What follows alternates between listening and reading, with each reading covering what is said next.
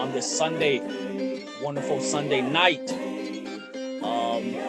Forget Sunday night football, man. We got Sunday night football right here. Nice, baby. Let's see where's Aid? Aid might have popped out, but he'll hop. He left. I think he's having difficulties, but I'll message him. Right, all right. Let's see.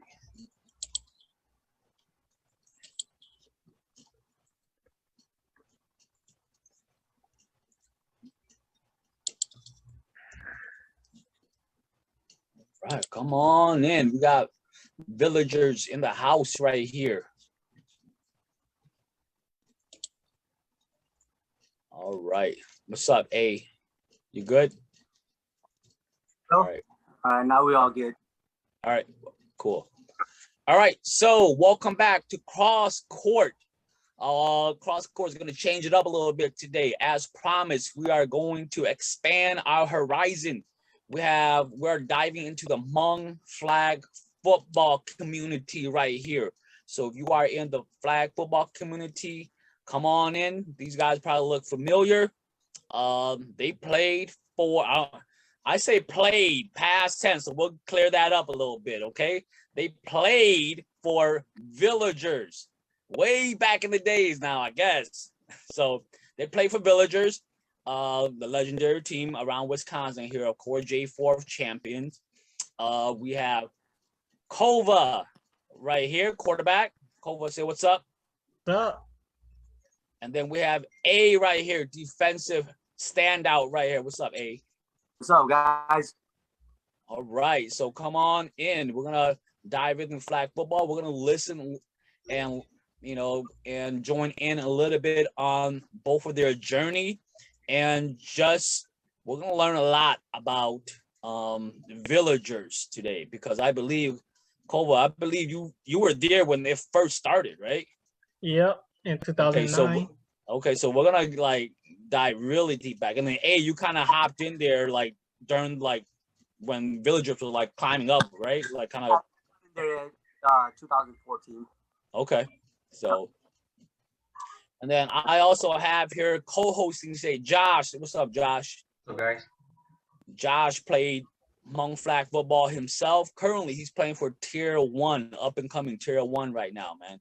So yeah, boys. Yes, so that's who Josh is rolling with. Josh is gonna join here. If you're wondering where Pheng is not here today. He is busy right now, so he won't be here right now. So, but he will join us in the next segment. Don't forget, on I believe Tuesday, we're gonna get the Hmong Canadian phenoms, all three sisters of family of volleyball. We're gonna get them on Tuesday as well too. So don't forget that. So without further ado, you guys ready, boys? Let's go. I guess so. All right, man. I'm gonna roll with the first questions right here for you guys, man. Let's get to know a little bit about you guys. So, please, Koua, you've been here, right? You've been here for a bit, right? Since the beginning. So, tell us a little bit about how villagers formed. How did you guys, tell us the story about how villagers came together and formed as a team. So me and mostly my cousin were looking for a team too, since we want to play football. Mm-hmm. So one of my nephews was talking to this one girl, and her brother and uncle was looking for a team too. So he just told us to go join. So we kind of went there and we play like little backyard football, us against them, see how good they are. Because I know that we have like the skill players and all that stuff. So we play against them, we beat them, and we're like, man, should we even join them since we beat them? So, but then we decided to join since they have like the big guy and we don't have any big guy, Yeah. And big guy is hard to find too, so. Also, it was kind of like, it was another team already, and you guys kind of had your team. Well, it's just our team is just backyard players, so it's not really like a team. There's a bunch of guys So- who want to play football, huh? Yeah, we've been playing football like for tournaments. Just like when we go to tournament, we'll play for fun, you know. So Koua, you said Okay. around 2009, right? You guys formed Yeah, right around then. I don't think the only Milwaukee teams around was like what H2O or Milwaukee? something. yeah. H2O. H2O, Milwaukee Packers, and I think that's it. Yeah, I think that was it. So you guys were like pioneers, man. Like it wasn't even popular around here. You guys were pioneers. Yeah, So then what happened your first year, Koua? How'd you guys do? we did bad. I wasn't playing quarterback, so I was a receiver slash corner. And, Okay. And then when you guys first started, tell me how you guys came up with the name Villagers, because that's a pretty dope name. I like that name. Who came up with that? I guess everybody, since we're saying we're Hmong people, so we want to pick like a name that represent more Hmong people, you know. So then we just decided to call it Villagers. Okay. And then when you Bunch guys of first people call it started, right? Village. Can you tell the story a little bit, the position where you first started and how you transitioned over to QB? Can you tell that story to the audience? Yeah, I was playing receiver, but then our first tournament was Sheboygan. We couldn't move down the field at all because I guess like the quarterback had no time. He was kind of short too, you know. Yeah. Might be around my height, but a little bit shorter. So he has no time. So we couldn't. I think the receiver haven't catch any ball yet. Okay. So we're just running around, not getting the ball. Mhm. So we were like those new team that never go down the field, you know. Right. And then I guess like one day at practice, I just decided to throw the ball during practice, and that's it. The rest was history. Yeah. So they just gave you this, like everyone agreed with that. They're like, okay, you're quarterback now. Everyone was cool with that. Everybody was Yeah, like, okay. everyone was pretty cool with that. I was pretty nervous. I was kind of scared too, you know. So what made everyone buy in? What did you do that everyone was like, okay, you're the quarterback now? What were you doing? I was just throwing the ball to one of the receiver, or I think I was just like throwing the ball for fun, you know. Yeah. And it was pretty far. I don't know how many yards, but it was pretty far. Okay. And it was pretty. It was like a spiral throw and all that stuff too, you know. Yeah. Yeah, Now- Go ahead. Now, did you always have that talent? Did you always knew that you could spin the football like that? No, because I never threw a football, you know. yeah. Really? You serious? We might just like throw for fun, you know, like play catch and all that stuff, but I never Yeah. like throw in a game or anything like that. Okay. Now, and then so look, check this out. I was playing catch with you the other day at the picnic, man. Yeah. Like, and I was telling you how different the ball just spins out of your hand. And I think Josh and I were talking too, and Josh and I were like, okay, this guy, I was playing catch with you, and you're just literally just like flicking your wrist. Like, how did you come up with that technique, man? Like, Yeah, I don't really know, man. I don't know how to explain that. That's something that you can't explain. yeah. Yeah, you So- got the quickest release in HFF, man. Oh Like, yeah. you I don't catch really us- compare myself to other quarterbacks, so I don't know. Okay. Yeah, you catch us sleeping on defense, and the ball's out 5 yards already. You know. I think that's from first year playing quarterback, you know, like I got no second in the pocket, so I have to throw fast. Yeah, yeah.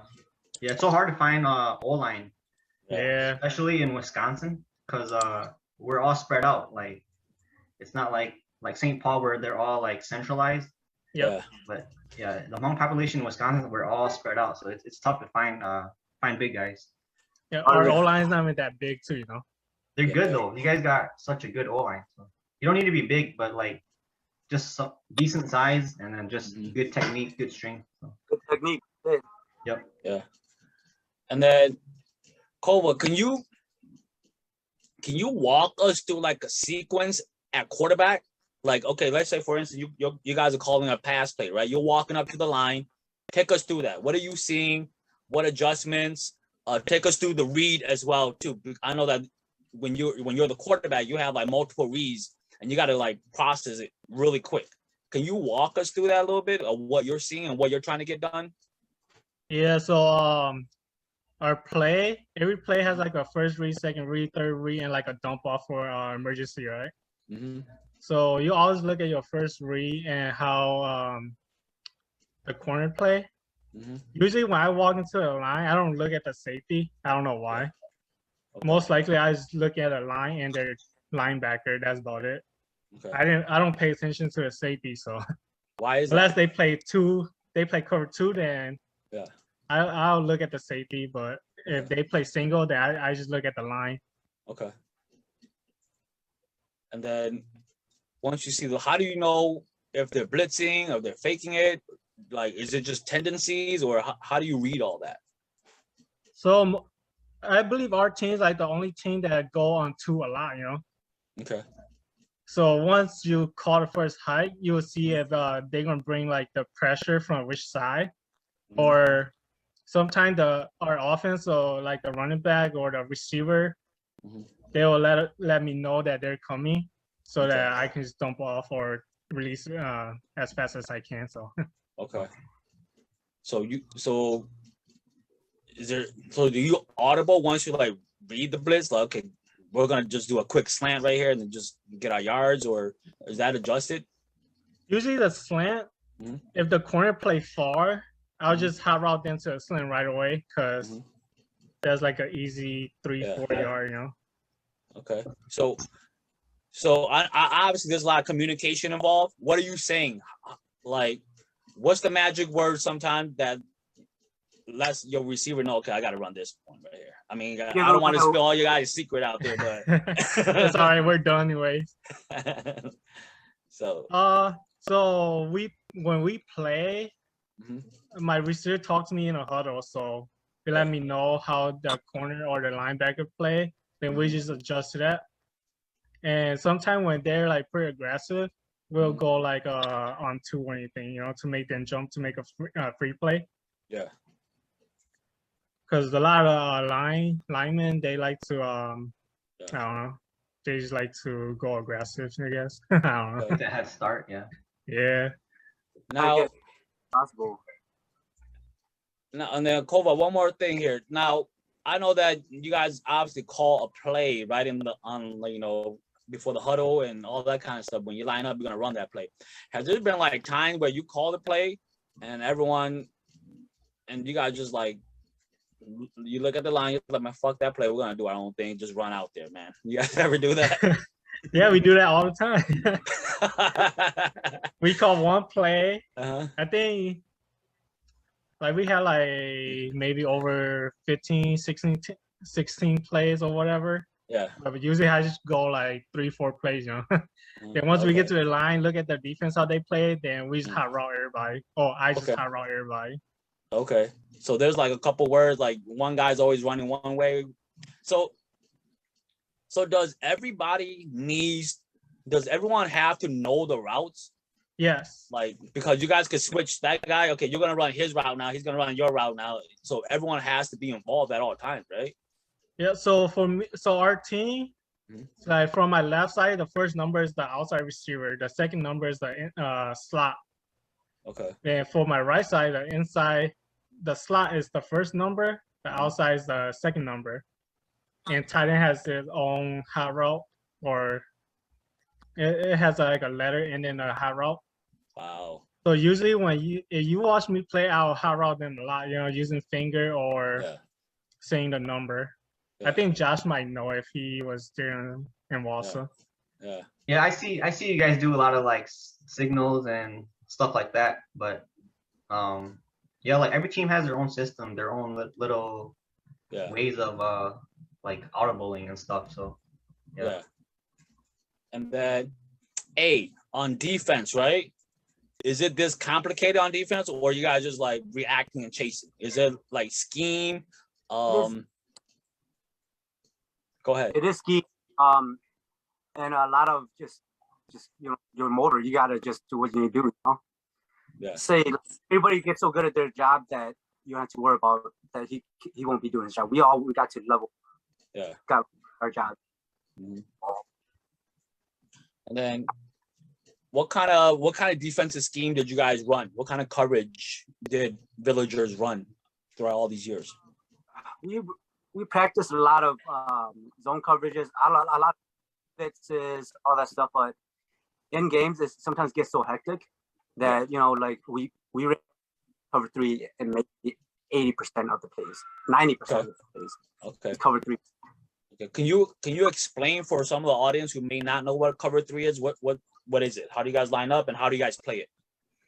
Cover 3 is pretty much you're having 2 outside guys, Mm-hmm. the corners, and then you have the 3 safety. Yeah. And he's covering the everything behind him. They're running on height. They're taking care of that. Nothing gets behind. And then the line take everything short in the front up here. Okay. You have 3 guys basically in the home run. Okay. So you guys are trying not to get. You guys try to keep everything in front of you, basically, right? In front of you. Can't react to something. And then what about some of your? Do you guys have any like blitz packages that you guys call, or is it just? And then who's in charge of making those calls? Those middle linebackers, you call that in the huddle, like, hey, Michael blitz this side because they have an extra person here, or they're running this way a lot, so we'll take this from the opposite, just to mess up their play a little bit. So it depends on the huddle. We'll get together in the huddle, call it out, and if we cut it, then we'll have a sign for cutting it. Just revert back to 3-3. Okay. Okay. And then do you guys like play your defense like based off of what they're doing, or is it like you guys already know what you're doing in the huddle, or do you guys walk up to the line and then see what they're doing, then you make adjustments? Is it kind of like what Koua said too? Is it back and forth, always communicating? Yep. All the time. Okay. Like say they overload once, right? Mm-hmm. Right away we got to recognize that. Boom, we got caught on up today. Because if it's overloaded, we don't have people over there. And thing is, the corners and linebackers and D line, they have to work real close together. Because like I told my D line, I could adjust to you. If you mess up, I can adjust you from your back. Since they hey cornerback, you see me mess up. It's your job. You see me, you're behind me. You could cover for me. If we cover each other's asses like that, then the plays usually don't get really far. Yeah. Well, obviously there's a lot of trust involved because everyone has to do their job at every level, like at the line, at the linebacker, at the corners, at the safety. Everyone has to have to be involved, man. That's crazy right there. And then that and you have to. Everybody has. I know that it's flag football, and it's not tackle, but I see it is physical out there, man. Like, what do you do to prepare for that? You're constantly wrestling people off of you. Like, how do you prepare yourself for that? Knowing that I'm gonna get hit, it's just like it doesn't matter any game you're gonna get hit, but it's just like it's gonna come. Yeah, you got to fight your way through it. Yeah. I've take hits straight on, but I learned after a while that I got an arm that could, and I'm quicker, faster. I just run around the block, whatever. I don't need to take my whole body into that. Get smarter. Yeah. I know, you know how it is, man. Dude, these quarterbacks like Koua, man, they never get touched, man. Everything's protected towards them, right? So, with wrestling and stuff, people off you. Have you ever had any like broken hands, broken fingers, or any of that stuff going on, man? Or have you been? Oh, damn! Is that from football? This one's broken. Tell us the story behind that. I went. We were playing in Sheboygan, and we were playing against Game Over. I think live quarterback. I went to grab the flag, but this finger got stuck in his pocket in his pants. Yeah. it plugged his finger like you know, for a few feet, and I was like, came back. I was like, yep, it's definitely broken. Oh shoot. Yeah, So, I've seen the injury a couple times. It's nasty. It's not good. Yeah. yeah, yeah, because you're constantly using your hands to reach and do all these kind of stuff. I'm surprised. I'm actually surprised it doesn't happen more often because these guys like. Usually, I'm being the aggressive one. I'm using my, you know. Yeah, because usually like, I mean, these guys are athletic, man. You guys are fast and you guys are going full speed, and for them to just fly by, you're just reaching out. Anything could happen to your hand. I mean, dude, I'm just surprised that it doesn't happen more often. Yeah. But, I mean, that's why the game is so much respected, man.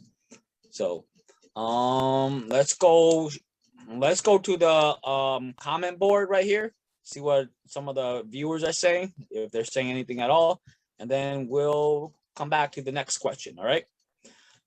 So Milwaukee represent. Yes, could have played for Villagers, but I chose volleyball instead. By Jason. That's a good move, Jason. Man, football's too dangerous, dude. So volleyball, football, anyways. You know. Yeah, I played volleyball first before football. I was volleyball. See. I'd rather play volleyball, man. I'm gonna stay off of that, man. Let's see. Volleyball player, man. Okay, Kyle here said, who's your favorite village? Okay, this is for you, Koua. Who's your favorite Villagers wide receiver to throw to? Who's your all-time favorite? I'm B. Okay. Why is that? Can you explain yourself a little bit? Why is that?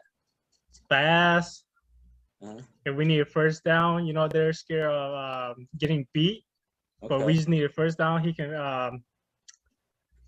run straight. They're gonna think that he's gonna run a fly, you know. He can just turn back and for that first down. Okay. Is he like an all-around receiver? He could like deep threat, run the route, got the hands. He's total package. Yeah, he can run short. Mm-hmm. If they miss his play, it might be hard to chase after him, you know. Okay, so you're pretty much once he's ahead of you, he got that breakaway speed. Yeah. His route might be ugly, but he got that speed. Koua, have you ever, I know there's a lot of communication, a lot of preparation. Have you ever throw to your receiver and they weren't doing what they were supposed to? And have you ever like get in their face and like, you know, are you that type of person to get in their face? Like, dude, come on, man. No.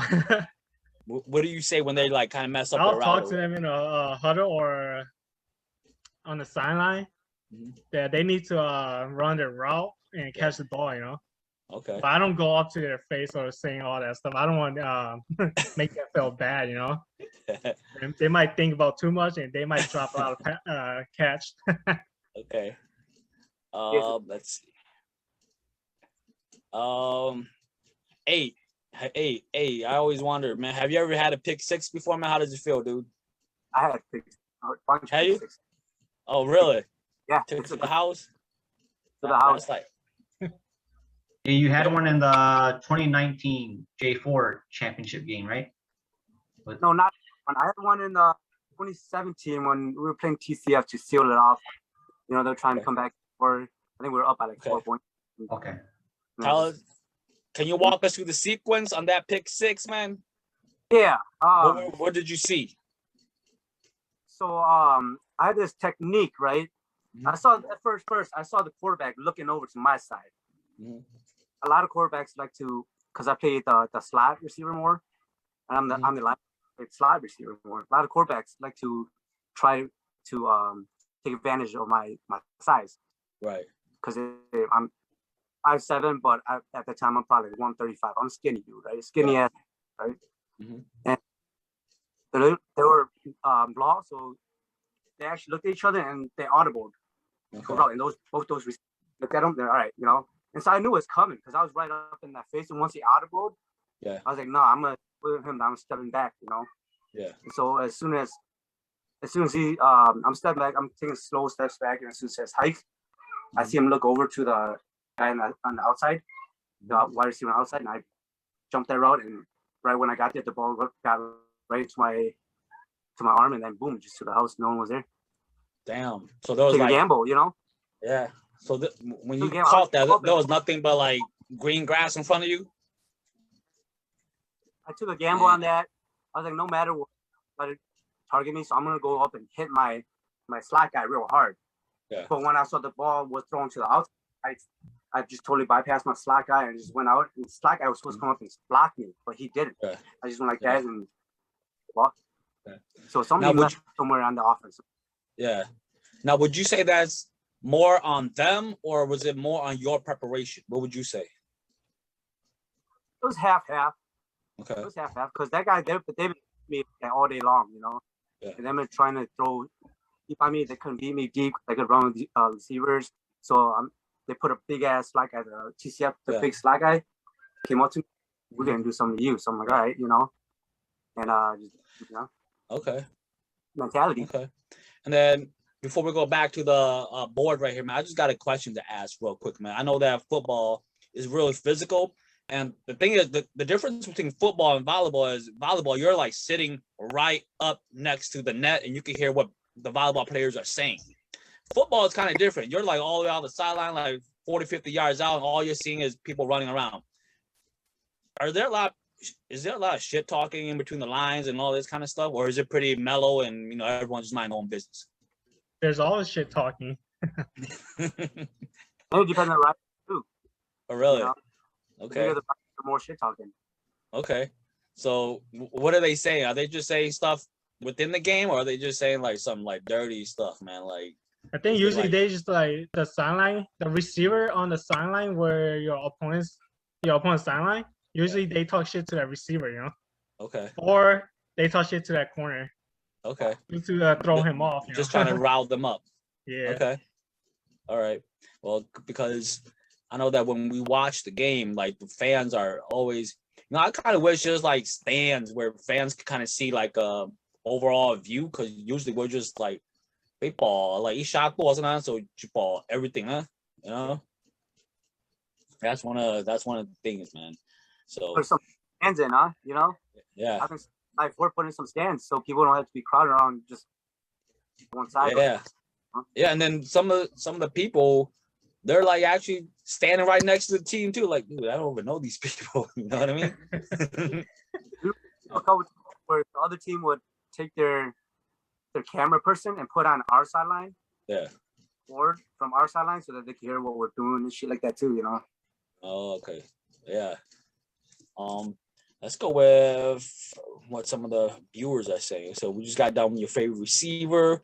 Proud of Villager to take J4 from represent Wisconsin. Yes, we're gonna talk about that a little bit. That J4 run, how it was.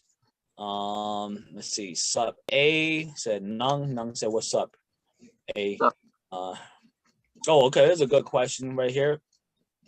What was the worst injury you guys ever witnessed during a game or tournament? A, do you recall any injury at all that was just like, wow? I was gonna say when the guy got shot up in Minnesota, but that's not a game related. But I've seen Achilles like snap. I've injured myself. I see my whole arm socket come out. I mean, yeah, bunch of stuff. I don't know. There's many injuries up there. The guy stepped in a hole that was too deep, and he, broke his foot. Yeah. Oh wow. There's always stuff going on, man. Koua, have you ever witnessed anything that just like, turn your stomach a little bit? Like, man. There's a game when we play against Demon, the running back. Yeah. He broke his arm. Oh shoot. I didn't see it, but that's what I heard. So. Okay. Man. Yeah, it's a tough game, man. I got to give you guys a lot of credit out there, just going out there and risking your body, and that's for all athletes. It's not just football players, but all athletes, all Hmong athletes, going out there and putting their body on the line like that, man. Let's see here. Says Brian said, "What's up to A?" Austin said, "What happened on Oklahoma?" Not sure what that is. Is that some inside? What's up? Shed some light on that. What happened in Oklahoma? Hey, we split first place with Aftermath. That's what Okay. happened. What year was this? Shit, I don't remember. 20. I don't remember. Did it get dark or something? Yeah, it got dark. Oh, okay. Was it So during we flip a coin for a trophy. Oh shoot. I hate when that happens, man. You got to told him take the money, we'll take the trophy, you know. Is Aftermath they're local from Oklahoma? They're from Kansas. Oh, they're from Kansas. Okay. Gotcha. Let's see. Sid said, you guys don't have to talk about winning that J4. You guys must have beat him, huh? Yeah, that's a coach for BV. Okay. You guys must have beat him. Let's see. They beat us back, so. I'm very mad. Yeah. Well, let's before we go to the next question, let's dive into that J4 run, man. Like, how did you guys? What was leading up to that J4 run? Did you guys know that you guys were gonna make a run that year, or did it just kind of happen? Can you speak a little bit on that? Okay.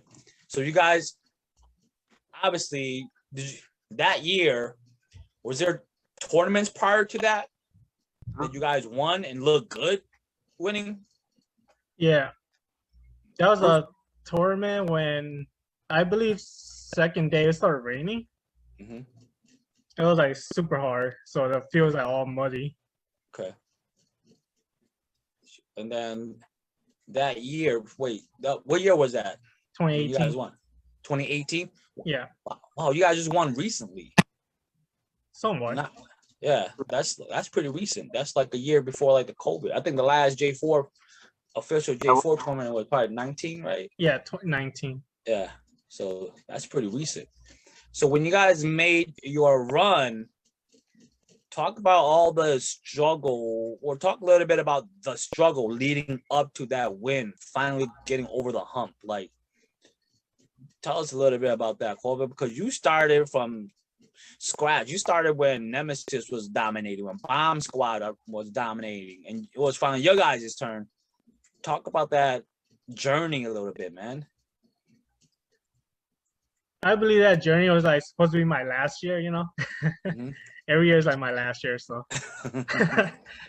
So we gotta win one J44. We stopped playing, you know. So we just went out there and balled out. Okay. So what did you guys do different that year that made the difference? Was it like recruiting players? Was it certain stuff that you guys adjusted, or what was it that took you guys over the top? Mostly the recruiting is like for defense, the D line. Like we got Jeff, that white boy. It's pretty strong, you know. And we also have think who's the other guy? Thompson, got him that year. I think Thompson didn't play that year though. It was afterwards. Okay. We got United's player. Okay. Now, did you guys just recruit it specifically for that tournament, or was it like for the whole year? For the whole year. Okay. So they were rolling with you guys that year. Yeah. Okay. I'll say the previous year we'll go to tournaments and we'll see this guy that, you know, is really, really good, and then we'll target him. We'll be like, hey, you know, want to go, who knows him? You want to come practice? So well, yeah, I was just gonna ask that. Who does like all like who's like the general manager? Who does all the wheeling and dealing and going to ask people? You guys do that by committee, or how do you guys do that? How do you guys make that work? Coach Kong is the one doing that, but it's a lot of individual. Like, hey, I'm from Appleton. I know a great player up here, Steven, right? So I'm gonna have to do that individually and recruit him, you know. Okay. But like, coach will be like, yeah, hell yeah, go get him. If you can, we need to get him, you know, because we can talk quality player, you know. Yeah. And then a lot of it is just like your competition too, right? You play against someone, you're like, man, this guy's pretty good. I might talk to him afterwards. Yeah, this guy beat me, you know, we'll recruit him. If not my spot, play on the team, you know. For sure, man. I mean, shoot. All right. Let's see. And then that J4 run, you guys finally won it. After all these years, you know, recruiting people, finally won it. Walk us through that final moment right there. What was the feeling, man? I think we got to start at like 2015, 2014, way in the beginning, you know? Yeah. We just, every year we went, we lost, we got hunger.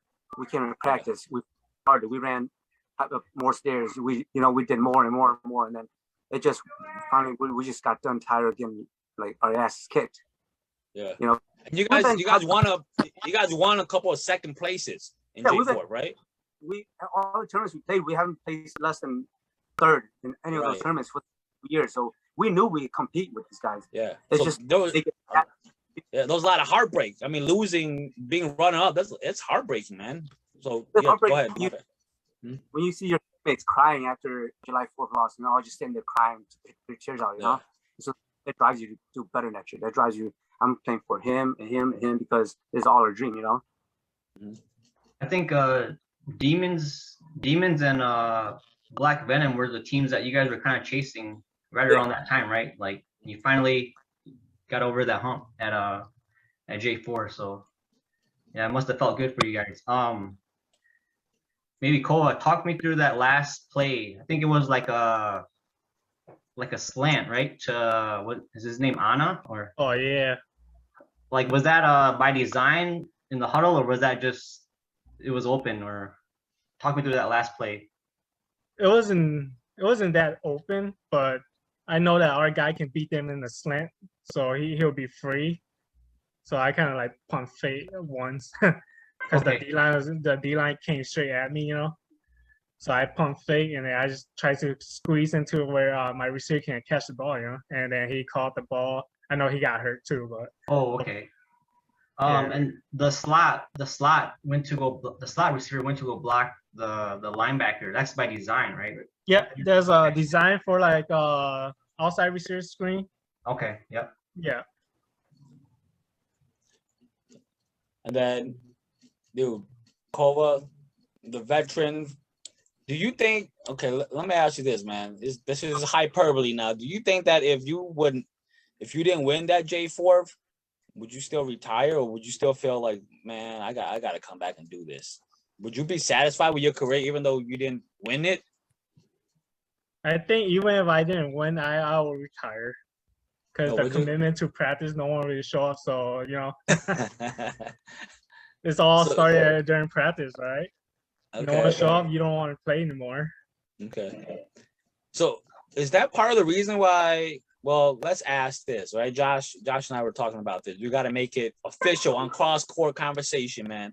Because, okay, Villagers, are you guys done? Yes, we are done. Okay, so it's official.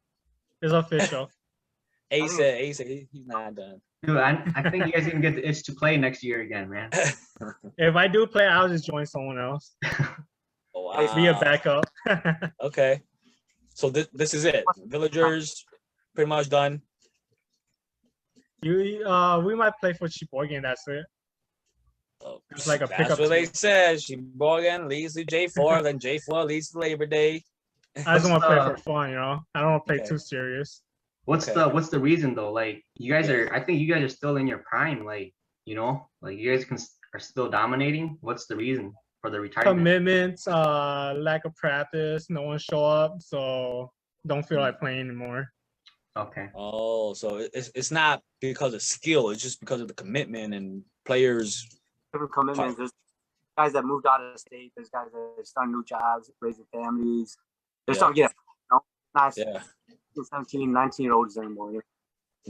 So exactly. I think that's a good point right there. Hey, like when you guys first started, some of the guys were young. They didn't have any family, they didn't do anything yet. And then as the years went by, they kind of evolved and they have other interests. So they kind of moved on. So all right. Well, I thought I was the oldest guy. I at 32 years old. Yeah. You know? And everybody else is like, when I joined, they were like 16s, 15, 16s. Some were, you know, 50. Some were students back in Milwaukee, the high schools. Yeah.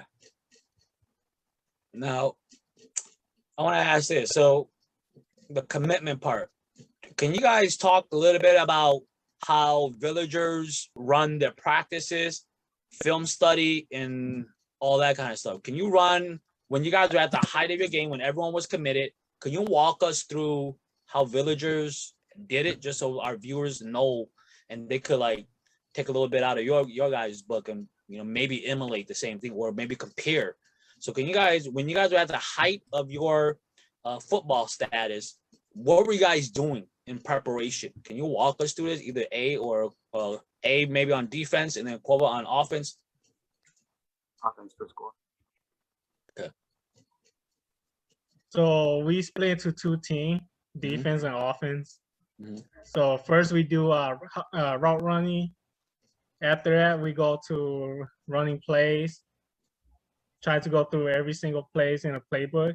And after that, we just go to like a backyard, not backyard, but practice our offense against like a different team's defense. So our defense will play like tier 1's defense, so that we'll play against them for our offense. And then we do the same thing with defense, that we play tier 1's offense against our defense to prepare how they run. Okay. And then that's just the physical part. Before that, you guys do like the film part, right? The mental stuff. Like you guys are looking at all these mistakes, all these different sequences too, right? A good coach. Coach Kong does a lot of that homework for us, honestly. Okay. So he's already breaking it down. And once he talks to you guys are just executing it. He dumbs it down for us like this and this, and we just gotta execute it, Oh, okay. All right. Does he come up with like all the plays and stuff for you guys, or is it kind of like a collective group effort? What do you mean? Like watching games on another team? Well, I mean like on like even on like offense, does he come up with the plays for Koua to run and everything, or is some of it on Koua designing his own plays and stuff too? Cool. I'm pretty sure some of your plays you guys came up with, right? And some Kong came up with. The first year is like usually Coach Kong come up with the plays and all that stuff. But as we go on, he moved to defense, just coaching defense, and I'll take over the offense. So mostly the play right now is like designed by like the running back or receiver or myself. Then we just pick which one is best to keep, and which one we can just toss away. Just see what works and what doesn't work. Okay. And then Koua, I know on offense, right? Do you guys obviously you probably watch some NFL games and you say, "Oh man, that play is pretty cool. We're gonna put that thing in there." Have you guys done that, right? I think they have, not me. Okay. Well, I watch. I don't study or anything like that. I don't know if you play Madden or not. Have you ever looked at one of the Madden plays and you're like, okay, we're gonna run that Madden play right here, man? No, I haven't. Okay. And then how does the defense prepare? What do you guys do in film study? What do you guys do with drills and all this kind of stuff? Can you walk us through? Yeah, during tournaments, every Saturday night we'll go to a hotel room and watch game film from the day that we took off. Just to get your mindset into okay, get ready to get game film. But I mean, we at practice we'll break up in groups. We'll do footwork drills. We'll do cones, all that type of stuff. Scheme, like linebacker blitzes and all that types of rotation, everything. And then we'll go scrimmage, go over them. And usually, this next tournament we're gonna be going against this team. I want you guys to run this, just so they show you can show them what this other team's defense works. And then same thing as when they'll run the other team's offense on us, and it just gets you prepared to just like this for the game with this. Yeah, it's all like and a lot of me. I watch a lot of games by myself at home. Okay. I'm not watching just the highlights of what everybody did good. I'm watching like how did this guy beat me? How did this play happen? Because you don't get the. How often did you guys practice? Was it like every weekend, or what was kind of like a week on Sunday? Schedule? Okay. Did you guys rotate? Was it? Did you guys rotate like destination? Because I know that the team, they're from all over Wisconsin. Did you guys, or was it always like a central spot that you guys always showed up? Always in I Washington. was at one part. Okay. That was my commitment. I drove an hour and a half practice for 3 hours and drove an hour and a half back. It's whatever. Once a week. Okay. So hey, you went there. You made that like 2-hour drive every Sunday then, huh? Sunday. Yeah, that's dedication. Some guys don't want to practice 10 minutes away, So take notes. Young kids out there, man. If A can do it, look at him. He's a J4 champ right here. And then, can you guys speak a little bit about? So check this out, man. I was watching one of your video on YouTube, and I noticed there's like this thing flying right on top of the field. I was like, man, what the heck is that? It's a freaking drone. Yeah, that's Can you guys speak a little? Yeah, can you guys speak a little bit about that and how helpful it is? Like, what do you guys do with the drone? Like, what's the purpose of it? And can you speak a little bit on that? I went to coach one year, and I was like, Coach Kong, I know we have video of us from the sideline, right? Mm-hmm. But a good enough view from one sideline. So I was like, we got enough. I think we second, third place in a couple tournaments. And we're like, let's go get us a drone. Yeah. It's like you said, Madden. Mm-hmm. You're exactly what they're doing. Yeah. Yeah. It totally changes the game because you could go back and replay it, go back, get out of position. Cool. That helped you out. The drone? Yeah, that was definitely a game changer right there. Has it helped the offense too, Koua, with the drone? Drone what? I don't really pay attention to that. You're not about that, huh? You're just like, man, I'm just here balling out. I just go out and play. This guy right here, Koua, he's a straight legend right here, man. He's like, man, dude, that's not my department. I'll just go. Hey, that's why we didn't win as much as we want. Where I'm at, Koua was just like kind of like, it's Sunday practice, dominate today. And then I'm not sure who I spoke with at one of the picnic, but they said that I forgot who it was, but you guys use that drone to make halftime adjustments. Is that correct? If we get the video down quick enough. Yep. And obviously that's a game changer too. Do you know of any other team that does the same thing that you guys did? I'm pretty sure like a lot of top team, if they have one, they do that too. Yeah. Hey, that's how you guys know all their plays. They knew the play better than you. They were at the spot waiting already. We know each other pretty well. Like we know what they're gonna do. They know what we're gonna do. It's just a matter of who executes better. Yeah. Yeah, for sure. Would you guys say that in Hmong Flag Football, a lot of people run the same kind of scheme? It's just like what Josh said, people just execute better. Would you guys say that, or are there people who are in there, they're like doing something totally out of left field? I think everything should be like around the same, just adjustment, change a little bit. Because I feel like it's like more like a copycat league. Yeah. So if their play is nice, we're gonna copy their play too. Okay. All right. Man, we just went off on a tangent. Okay, you see what I mean? We're trying to keep it under an hour. We might be here for 3 hours, bro. Hopefully we end like at 8:30. All right, let's do this. Let's go to the next question. It goes like this, okay? What is the leadership structure of Villagers? Is there a coach? Is it just player by committee? What is the leadership structure? How is it structured with Villagers? We had coaches.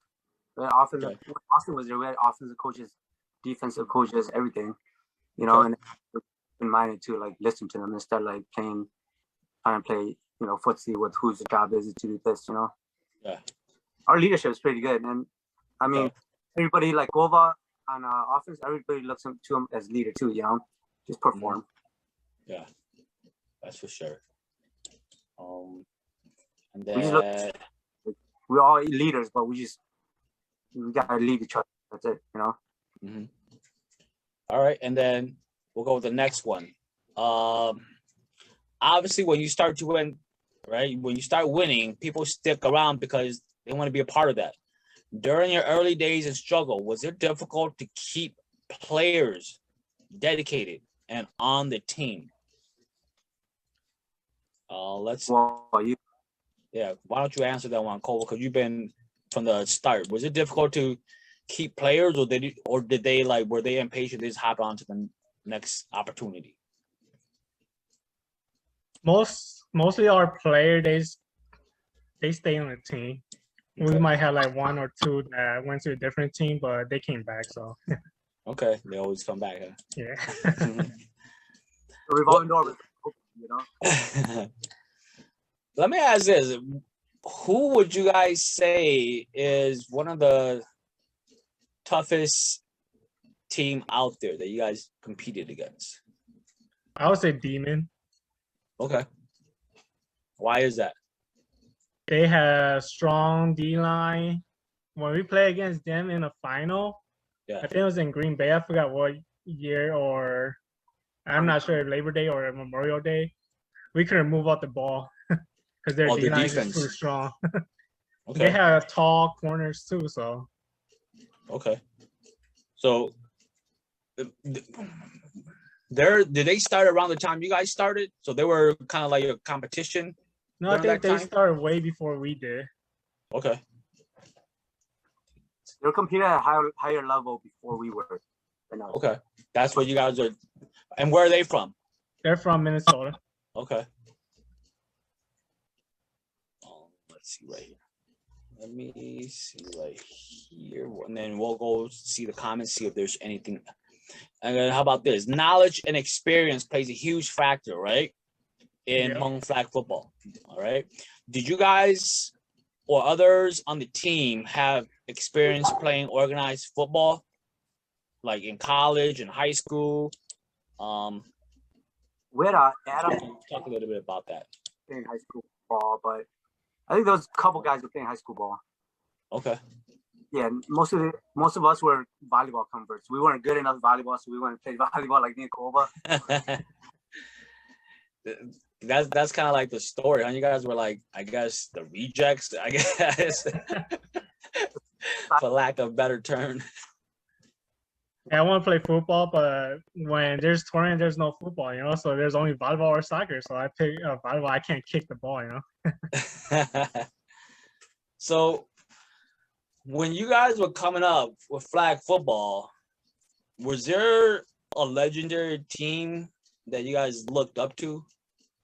You know how when there's volleyball, right? There's like these old school teams that people always talk about and they look up to. Was there a particular team in flag football that had that type of impact?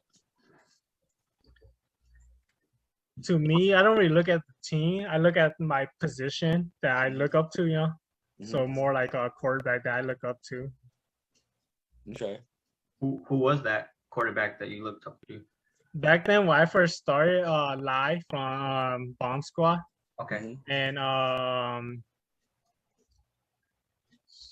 think later on, like Chu from Monster. Okay. Okay. I like Isaac too. And Lee from BV. Okay. And Jer Lau. Okay. From Plaza, right? Yeah. Okay. What about you, A? Always gotta be nemesis for me, you know. Okay. Teams that were on there, and I always wanted to play, but I wasn't like sure if I was good enough. So I just, you know, it's always nemesis. Okay. Well, hey, let's take it back a little bit. How did you fall into Villagers Lab? Tell me, did you play with another team before that? Did. Okay. I was in the military in 2010, right? Mm-hmm. So I was not football shape at all. My calves are huge, it was dark and whatever, you know, heavier. Yeah.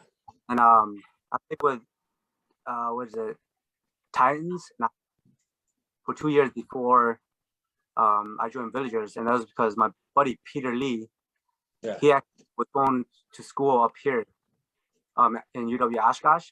Yeah. He asked me to play with Titans. Then when he moved to Milwaukee to go work down there, he's like, well, you know, come play with the Villagers.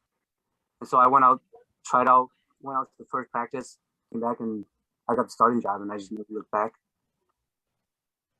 Okay. Now hold up. Now during that time when you went to try it, was villagers like already good, or were they just on? They were like an up and coming team. Like they were up right there. They were like tier 1, maybe not even. Well, maybe not even.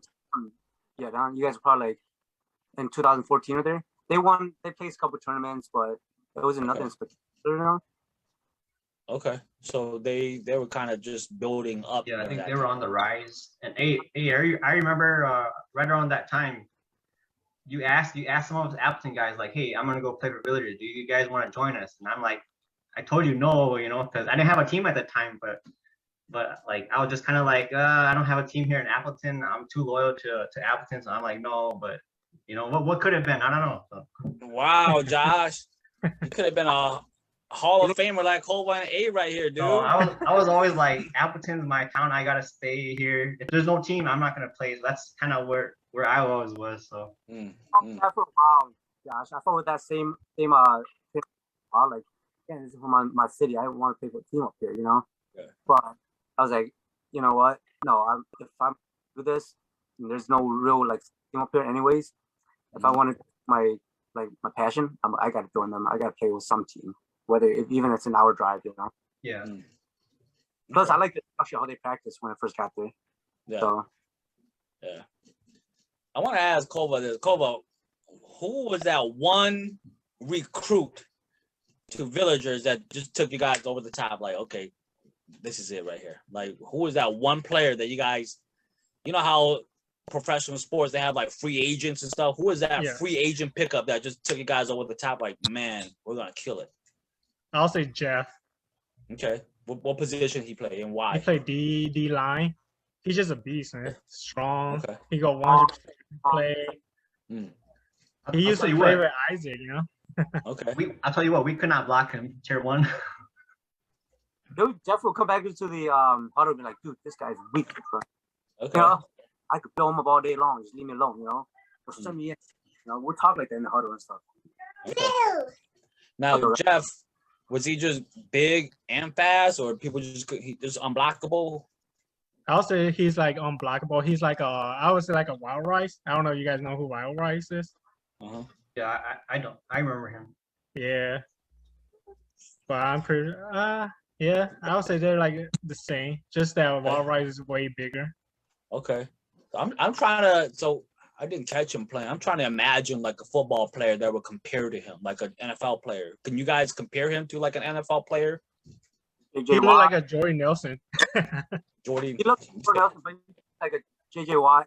Oh, JJ Watt type, just super like a freak athlete. Fast, he's lean, he's quick, everything, man. Okay. If you're a little bit slow on the offensive lineman, if you're a little bit slow, you quarterbacks can need some help. Okay. And then who did he play with before that, or did you guys find him first? He played with United. Okay. And then who initiated that contact with him? But we know he did. I had no idea who recruited. So. Well, whoever did that, man, deserves some props. Shoot. Maybe the people at home, Villagers, man, who recruited Jeff, man, step up, man. You guys deserve some props. To practice one day, we're like, all right, you.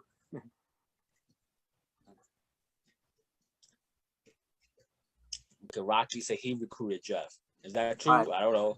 I guess. Probably. I don't know. He'll take credit for it. He's like, I don't take credit for it. Nobody wants to take credit for it. I don't do the recruiting, so whoever wants joins, just join, Yeah.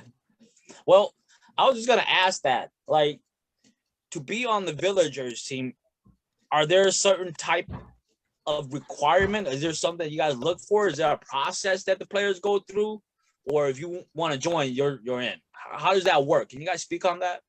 If you want to join, just come practice. Most likely, if you're like new and we don't know, like what position you're good at, we'll throw into a defense, because our offense is complete already. Yeah. Because like learning the routes and learning the plays, like might or miscommunication, it might throw the offense off. And defense just more like a zone cover or whatever. So we just throw like the newer player to defense. Okay. Unless they've been playing football for like a long time and we're throwing them in offense too. Okay, so pretty Out there much. practice, and then they can't perform or they're getting beat by everybody else, they will weed themselves out. They will leave practice, or I mean, if we see someone real good, we'll be like, we will act, but people just come to practice, you know. Okay. People So come, it's pretty. Yeah. Yeah, it's pretty much whoever's dedicated. Show Yeah. up and then. yeah, if you want to show up every Sunday, that's it. Yeah, and then hopefully along the line the players make improvement enough. Yeah. They improve enough, then you guys could like put him in like certain schemes or sub in and stuff like that, Yep. right? Okay, so they eventually just work their way up, just like any other team. Okay. Villagers, you guys played. Koua, were you the only quarterback on the team during your guys' run? Yeah. Okay. It's me, and then we had like backup, but they're more like just backup. Yeah. They're not like real backup, but it's mostly just me. So Okay.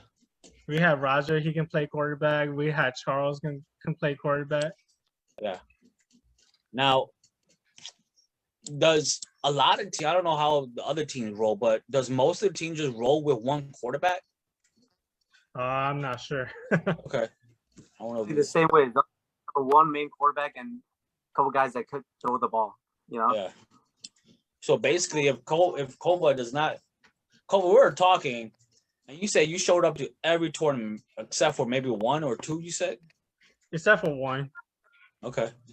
So it was pretty much you were like the Brett Favre of the day. You know how Brett Favre got that playing streak where he just shows up to every tournament or whatever. Yeah. Same streak. Yeah. Now, Koua, was there ever any time where you were injured and you were like, man, I don't think I could make it? Was there ever a time like that? I'm injured a lot, but I still go. Okay. Like mostly just like during like the last on Sunday, you know, like mostly the last game or semifinal. But during those, I would still play. Okay. And then, so obviously there's a lot of injury. Yeah. Obviously, I don't know if there's any. I'm pretty sure there's no medical staff on the sidelines. How do you guys even take care of these injuries? Because it's gonna happen. It's football. It's a really physical sport. How are you guys dealing with all this stuff on the side? Our coach is a doctor. Yeah, but he's the Hmong doctor, man. Just put some 12, boom. These are doctors in literature or something like that. Okay. All right. Everybody's got their own med kit. Yeah. You know, there's plenty of other players. Yeah. Yeah. Do it that way. Or ambulance are the worst. Okay.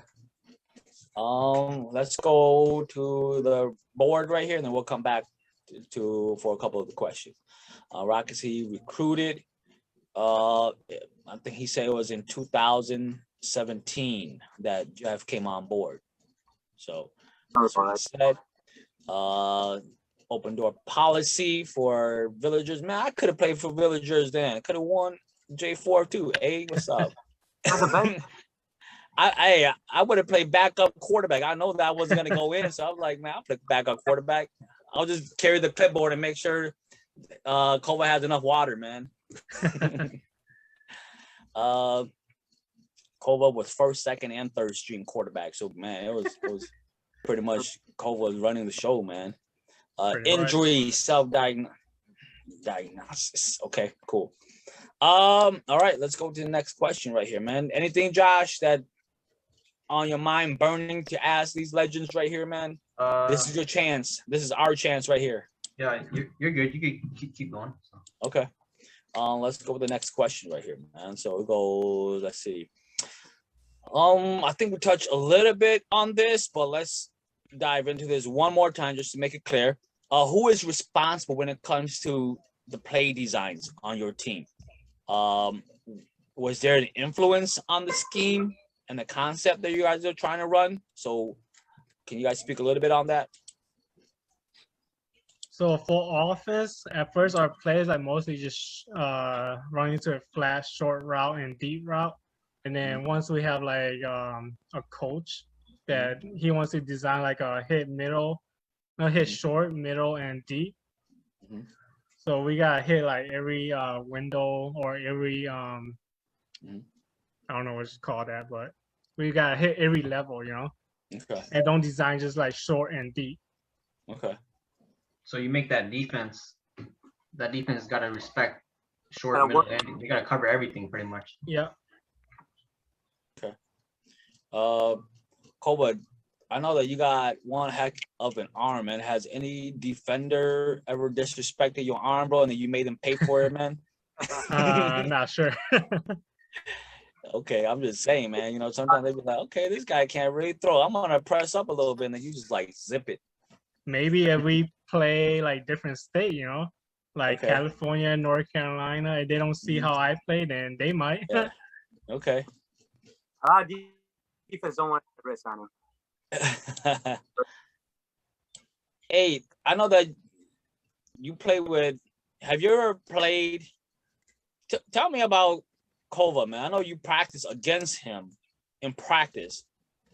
Tell me a little bit about him and the greatness, right? You know, tell us a little about him in practice, at least. I know that you didn't play much against him because you guys are on the same team, but and during practice, man, tell us a little bit about him and his playing style, dude. It's the same during practice. He's steady, he's calm, he's freaking cheering you up. You know, he humbles me at practice because I think I'm in there going into practice all ready and stuff, and then boom, maybe he looks stupid. You know, man. So, yeah, like I said, he's humble, he's authentic, man. He'll a new asshole, or he'll really be your best. Yeah. Well, man, really, he is a really humble guy, man. So, Koua, man, how are you? Talk about that pocket presence, man. How do you develop that, dude? Like, there's like so many moving pieces all around you. How are you so calm? Can you explain that a little bit for some of our viewers at home who've seen you play over the years, and you're just like chilling back there, and everything seems like everything's in slow motion? Can you speak a little bit about that, man? Just stay focused. Look at your receiver. Since you already know your receiver's route, so just try to hit them before they get there. Hit the open windows. Stay calm. Don't mind like the rush and all that stuff. You know, just try to throw before they come. Okay. So now I noticed that you could like throw off one foot and then throw off the other foot and twist your body all over the place. Do you practice that? That's more like the first year where my line, they're like young and small, so I got no time in the pocket, you know. So I always be running one way, you know. So that's maybe just the habit, or that's just how I learned from throwing off. Yeah. Have you ever thrown any left-handed? Anyone left-handed? Like I try practice. You know how sometimes everything just coming at you and your only free hand is your left hand? Have you ever tried to get rid of it? Like, okay, I'm just gonna. No, if I roll to my weak side, I just twist my body and throw. Okay. Yeah, I was talking to Josh about this too, and some of the other players, that Hmong Flag Football is so physical, and everyone's always pushing and all this kind of stuff. It's so physical, but at the end of the day, it seems like there's so much respect in the Hmong Flag Football community. I don't know, I never witnessed any fights at all. It seems like everyone kind of respect each other. Once the whistle, once the game is done, everyone just go shake hands, and then it's just a lot of props. Have you guys noticed that? Yeah. If we fought every time with another team, every time we thought we were like there was a fight, then we wouldn't be able to play tournaments anymore. There won't be no more tournaments. We see each other, and you know, you can't become like make. It's not uncomfortable to be around with. Yeah, that's you just can't afford.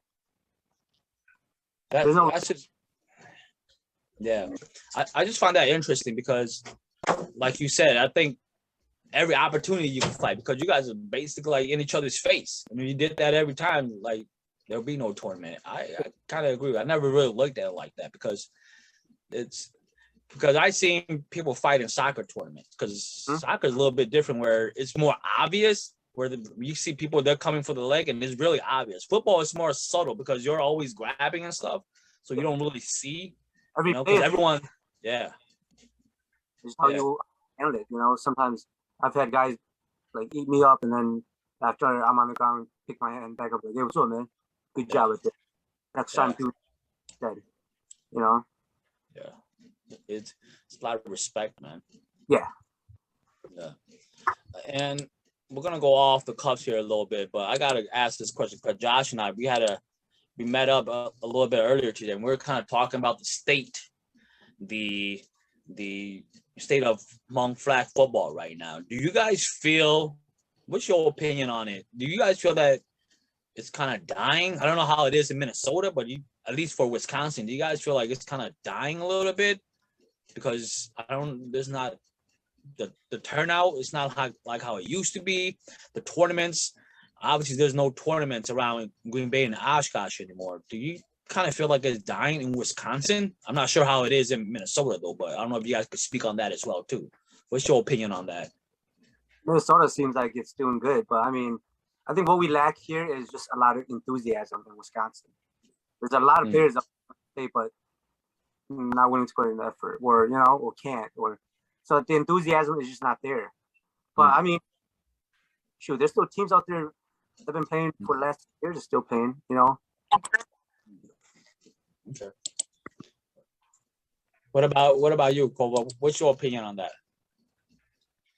And to me, football is dying in Wisconsin, but hopefully next year, if there's more tournament, I want more Wisconsin teams to go up to Minnesota or just join any tournament, to represent Wisconsin. Okay. Well, right now I only know like 4 or 5 teams in Wisconsin. Okay. Oh, there are 4 or 5 teams. Yeah. Oh, okay. Yeah, that's good. Can you name some of those things? We might want to give them a shout, encourage them, or you don't have to name them, but I'll name the team. Okay. Tier 1, Suicide Squad, Lycans, Crusader. Okay. And Wall City. Okay. That's only the team I know. Okay. Oh, there is quite a bit. I guess there's just not enough tournaments anymore. How it used to be. I remember I was talking to Josh before. Josh said there used to be a tournament like every other week, just football. Yep. Like once every 2 or 3 weeks in Green Bay. Yeah. Like 12 years ago. Man. Yeah. But you can't even play in Oshkosh now. No? Yeah. They took away a lot of the stuff right there, man. Let's go to the question. We're gonna try to pace ourselves a little bit, move on a little bit. Let's do this. Usually when a young team starts up, they get intimidated or bullied because they're only 18 or 19-year-old at the time, right? And playing up against veterans who are like grown men, right? Which team bullied villagers back then? What was the team that was just pushing you guys around back then? I'll say BV. Yeah. Okay. In Wisconsin, and not a team, but BV from Minnesota, they bullied us back then. Monsters we got over the monster hump. Okay. So they're like, how long has BV been around? For a long time. I don't know how long. Oh, really? Like they started way before we did, so. Okay. Let's go with this then. As a young team, this can be very discouraging. How did you guys overcome those challenges? How did you guys stand up to the bully? Practice. Okay. So you guys, once you knew what you were doing, it was like, okay. And you guys started recruiting too, right? Bigger guys. Okay. Bigger guys, we're smaller teams out there. You just gotta recruit someone. The game of flag football, it's you want size, but there's a lot of size, speed, agility. So just having the right players. Have you guys ever had? Well, this is random, but have you ever had like a specialist, like a punt returner, who was just like badass? Have you guys ever seen anyone just like return. All they did was return punts, and they were just like killing everybody. Hobby. Yeah, Ambi is our punt return. Okay. Hey, I know that you play defense. Have you ever bothered Koua? Like, hey, Koua, man, I got this cool play, man. Like, I want to run the receiver. I want to run this route. Can you put me in? And, you know, have you ever tried to sneak over? He just tells me I don't know the routes. I'm like, I don't know the play, so he won't let me play. But I told him my first, my real position is actually receiver. Okay. First time playing defense was when I started with Titans. Okay. And Koua said their offense already set, so why am I going to go into there? These guys are just more experienced and stuff, you know. If I was you, I would ask Koua, hey man, this is the play I'm gonna run. I'm just gonna run a fly route and just lob it, man. All the time. I'll run the fly route once a game as fast as I can. Okay. Let's see. Let's do this. Man, I got some hands. I don't think Koua thinks I have hands. All right. Let's move to.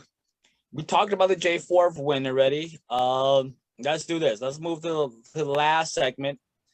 What's next for Villagers? You guys retiring? I know Koua said, you know, I might play here and there. What's up? What's the status? Are you guys just retiring the name and the players are gonna play somewhere else? How's that working?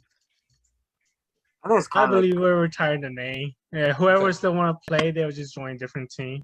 Okay. All right. The thing is, Villagers, you guys built quite a good reputation. I know that you guys are running camps for kids. I know that you guys start scholarships for kids as well too. You guys set the standard. You guys did really well with that. Can you guys talk a little bit about how you guys came to the decision of making those type of choices, like with the scholarship and just the camps and giving back? And hopefully other teams can do that as well too. I think we know that our time was coming to an end and just paying it forward, you know? Because it's fun seeing these fans that watch you play, come to your games. It's fun for them to play. You're coaching them now. You know, it's faces. It's awesome, man. You guys try it out. Yeah. Okay. What about you, Koua? Was it important to give back to the community for you? Always. You have to give something back to people, you know? For sure, so they'll support, and you gotta support them too. Yeah. I know that you guys gave money a lot, you know, just for scholarship away, man. That's just a great way to give back to the community, man.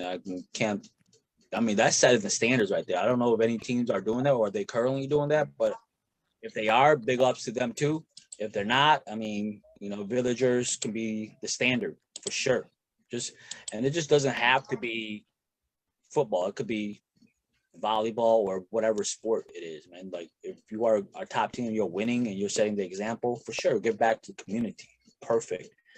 Let's go with a couple of these questions, and then Josh's gonna hit you guys with a start, bench, and cut. You guys know how that works, right? No.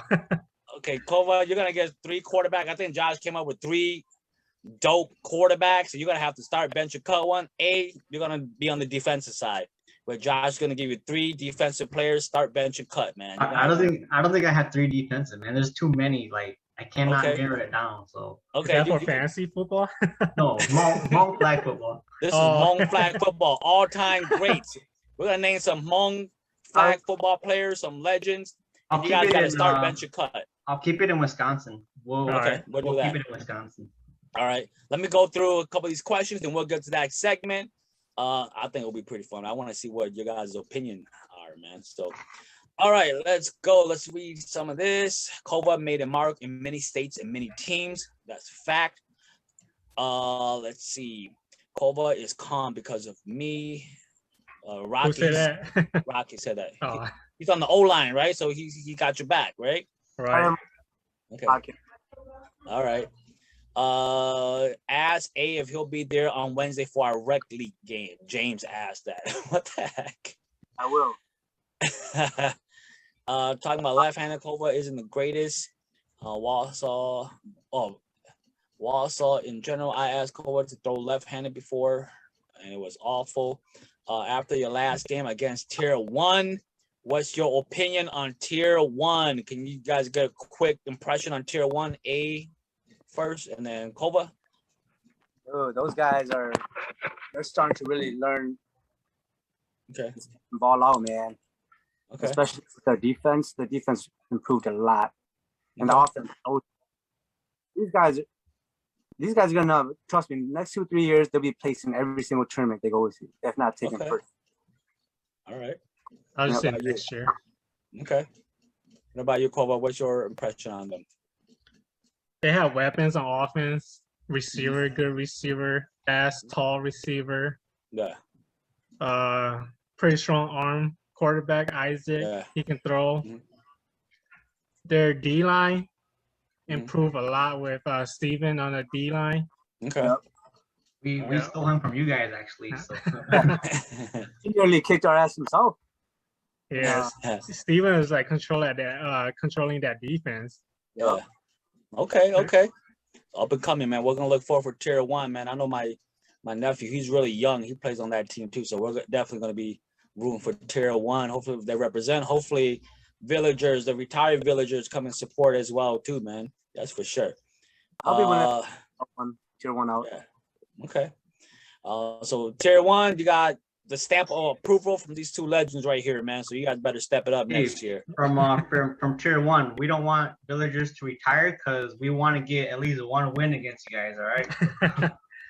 We can schedule a scrimmage. All right. I think that's it for the board right here. Yeah. Also, hey, I want to thank you guys on live too for donating the football for our giveaway as well too, man. That was a beautiful gesture. You guys didn't have to do that, and you did it anyway. So, thank you so much for helping CrossCourt conversation with that as well too. Appreciate it. Giving that out today or what? No, we're gonna start it next week sometime. So we're still waiting for a couple of items to come in. We got some volleyball, some football already. So we're gonna see what else we can get, and then we're gonna do a couple raffles, man, just to give back to the community. I know, dude.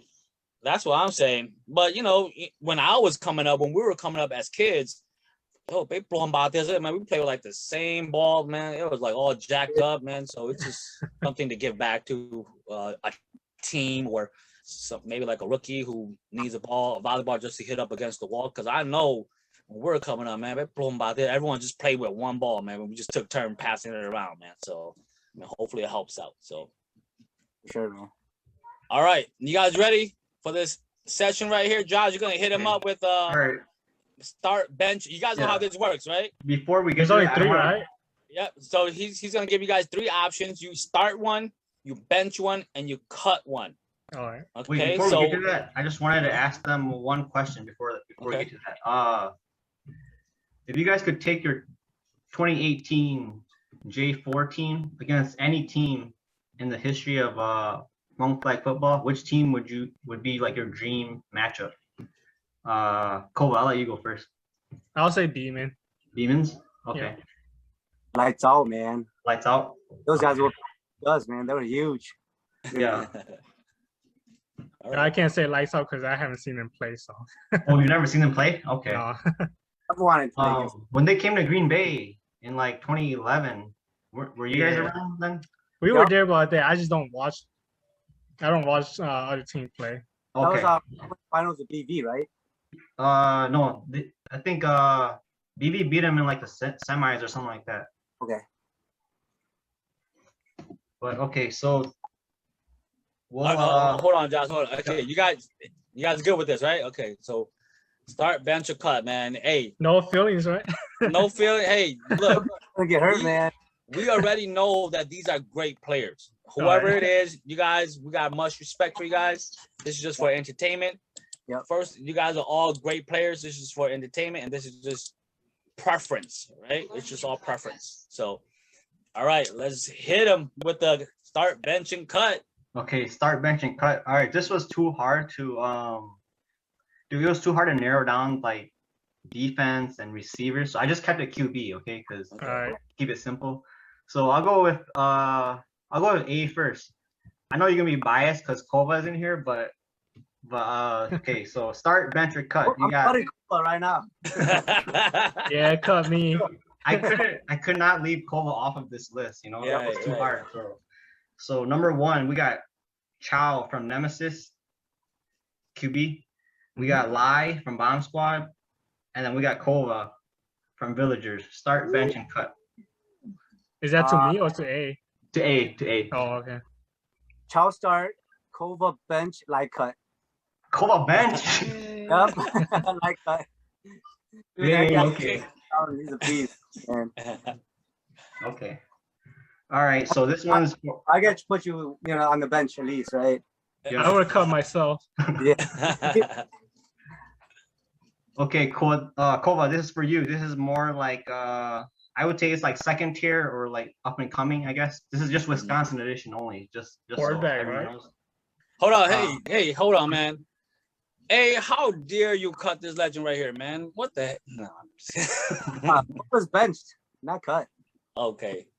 Damn. I said I'll cut myself. Yeah, we're keeping this Wisconsin only right now. So. A running laps after this, man. All right. Okay, Koua, this is for you. Okay, so start, bench, or cut. We got Chu from Monsters. We got Da from Hellraisers. And then we got Isaac from Tier 1. Yeah, it's hard. I know, right? Oh man. All great players. Who's the second player? Da from Hellraisers. Oh, okay. I should start Chu, bench Isaac, and cut Da. Yeah. Hopefully he don't watch this. Hey, while you're clapping, is that you agree with that or disagree? I'm the same thing with that too. I agree exactly with that. Okay. In that order. Hopefully they don't watch this. Wait. It's no hard feelings. Take them right now. Take them all right now. All right. Man, I just want to thank you guys a lot. Hopefully, Hmong Flag Football picks up. Hopefully, on our platform right here, CrossCourt Conversation, hopefully we can promote Hmong Flag Football as well, get the youth out there, and do kind of what you guys did, where we kind of promoted to the youth. That's kind of what Villagers touched based on.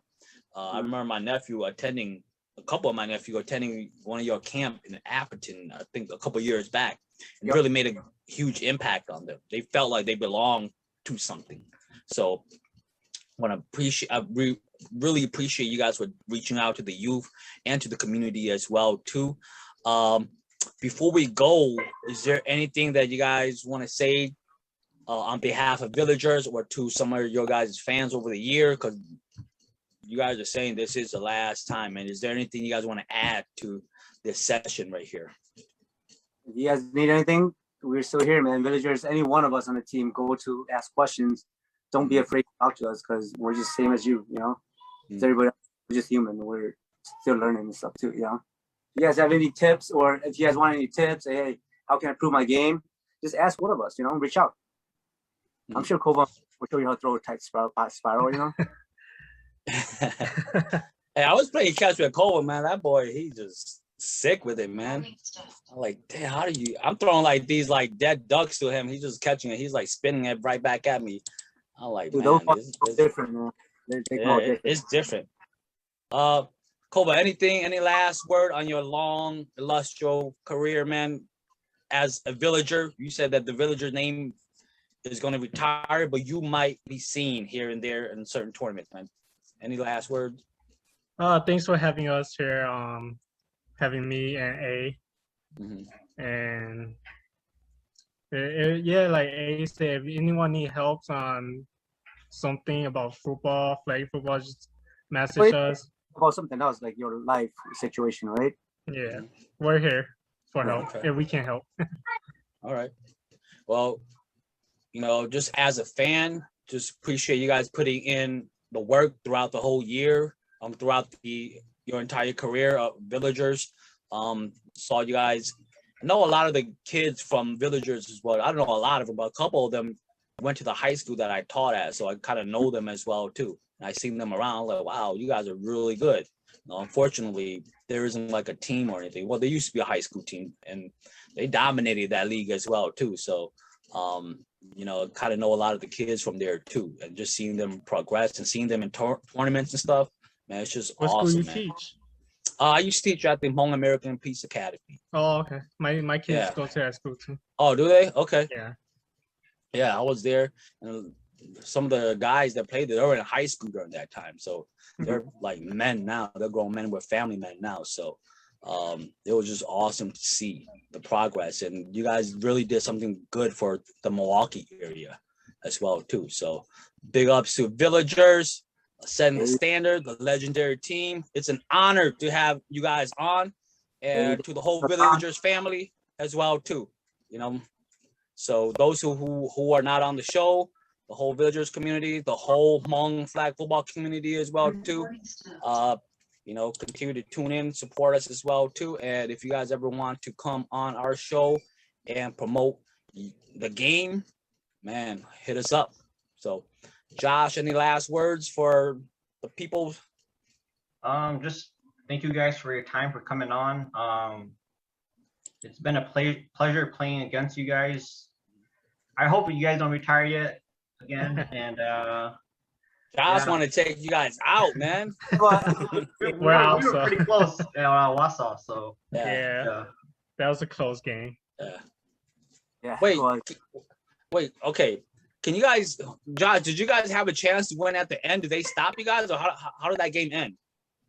We scored a last-second touchdown to tie the game, and then we could have converted to win the game, but we did not execute. So like our receiver dropped the ball, so it was catchable. It was catchable. So yeah, it went through his hand. Yeah, and that would have ended the game. Yeah, that would have ended the game, but instead it went to overtime, and then they beat us in overtime. So. Okay, all right, man. What a way to go up on top as Villagers to retire that name, man. Going out like Michael Jordan and stuff, going out on top. Just don't make a comeback and mess yourself up like Michael Jordan did, dude. We're trying not to. Yeah, for sure. Stay up on top, man. All right, appreciate it, gentlemen. I know you guys are family men too, so I'm gonna appreciate your time, and just thanks a lot, man. Good luck in the next phase of your life, man. That's for sure. We'll keep in touch, gentlemen.